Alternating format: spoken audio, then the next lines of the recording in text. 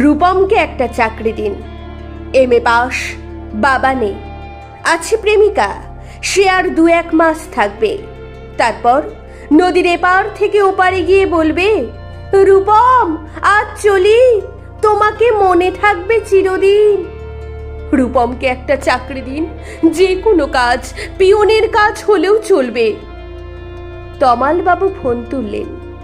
ফোনের অন্য প্রান্তে যারা কথা বলেন তাদের যেহেতু দেখা যায় না, সুতরাং তারা দুর্গেও। তমালবাবু মামাকে বললেন, রূপমের একটা চাকরি দরকার। মামা বললেন কাকাকে, কাকা বললেন জ্যাঠাকে, জ্যাঠা বললেন বাতাসকে। মানুষ জানলে একরকম, কিন্তু বাতাস জানলে প্রথমেই ছুটে যাবে দক্ষিণে। সে বলবে দক্ষিণের অরণ্যকে, অরণ্য বলবে আগুনকে, আগুন গেল আলিমুদ্দিন স্ট্রিটে, আলিমুদ্দিন ছুটল নদীকে বলার জন্য। নদী এসে আছড়ে পড়ল উপকূলে, আর সমুদ্র হিমাচল বলে উঠল, রূপমকে একটা চাকরি দাও, এমএ পাশ করে বসে আছে ছেলেটা। কয়েক মাস বাদের ঘটনা। আমি বাড়ি ফিরছিলাম সন্ধ্যাবেলায়। গলির মোড়ে 7-8 জনের জটলা দেখে থমকে দাঁড়ালাম।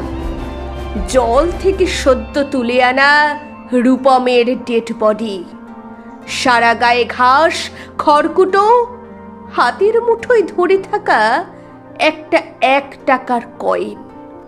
পাবলিক বুথ থেকে কাউকে ফোন করতে চেয়েছিল রূপম। ভারত সরকারের 1 টাকা কয়েনের দিকেই আমার চোখ। সারা গায়ে সবুজ ঘাস, ঘাস নয় অক্ষর।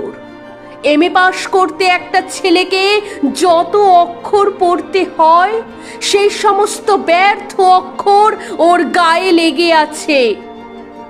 একটা ছেলেকে কেন আপনারা এমএ পড়ান? কোন আহ্লাদে আটখানা হয়ে বিশ্ববিদ্যালয় বানিয়েছেন? তুলে দিন। এই কথাগুলো বলবো বলে ফোন তুললাম পবিত্র সরকারের। ফোন বেজে উঠল, ফোন বেজে চলল, ফোন বেজেই চলল।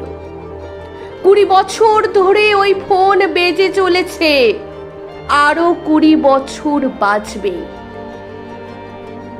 বাতাস বলছে অরণ্যকে, অরণ্য চলেছে নদীর দিকে।